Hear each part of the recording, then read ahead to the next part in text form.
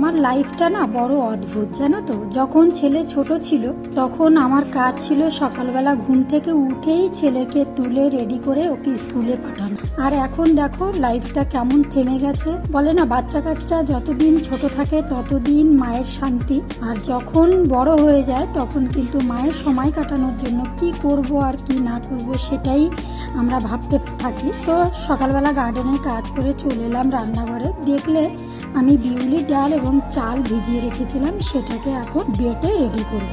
আজকে রাতের জন্য বানাবো ইডলি।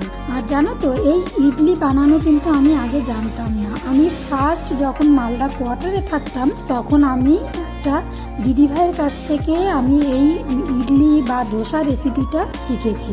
জানো তো, ওরা সকালবেলা দেখতাম কত বাসন নিয়ে বসতো আর কতগুলো পাতা নিয়ে বসতো। তখন আমি ওই দিদিকে বললাম, দিদি তোমরা এই বাসন দিয়ে কি করো? তখন ওই দিদি বলল যেটা আমাদের একটা ইডলি রেসিপি হয়। তো আমি তো তখন কোয়ার্টারে থাকতাম, আমার গৌরব তখন পেটে, তো আমার ছেলে তো পেটে ছিল, যে জন্য তখন না যা দেখতাম সেটা খাওয়ার খুব ইচ্ছা করত। তো দেখতাম ওরা ওই বাসনের মধ্যে কি বানায়, এটা আমার ভীষণ কিউরিসিটি হলো। তখন আমি ওই দিদিকে বললাম, দিদি আপ कैसे बनाते हो ये रेसिपी मुझे बता दीजिएगा।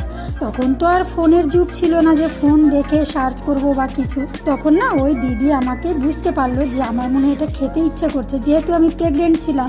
তখন না ওই দিদি আমাকে ওই ইডলি প্রথম বানিয়ে খাইয়েছিল। আর জানো তো, ওই ইডলি খেয়ে আমার মুখে এত ভালো লেগেছিল, যেহেতু টক জাতীয় খাবারটি, আর দেখবে প্রেগনেন্ট অবস্থায় টক জাতীয় খাবারটা ভীষণ ভালো লাগে। আর আমার এত তখন ওটা পছন্দ হয়েছিল, তখন ওই দিদির কাছ থেকে আমি ওই রেসিপিটা পুরো শিখলাম। কিন্তু আমার কাছে বাসন ছিল না। আর এই যে দেখতে পাচ্ছ ইডলির বাসনটা, এটা কিন্তু ওই দিদির বরই এনে দিয়েছিল আমাদের। ওর বাবার আসলে অফিসের কলিগের বন্ধু ছিল।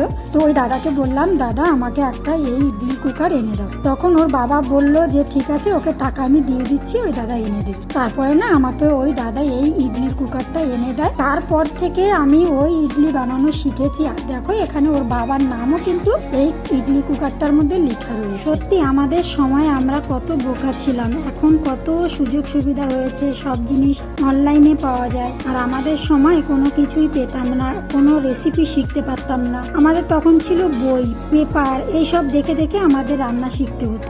আগে জানো তো কত রান্নার বই কিনতাম রান্না শেখার জন্য। আর বাকি রান্না আমার শাশুড়ি মায়ের কাছ থেকে শিখেছি। যেখানে যে যেটা রান্না করতো সেটা শেখার ভীষণ ইচ্ছা করতো। আর জানো তো, আমার ছেলে কিন্তু ইডলি ধোসা অতটা ভালোবাসে না, আমরা দুজনে যতটা ভালোবাসি। তোমরা সবাই ভালো থেকো, দেখা হবে অন্য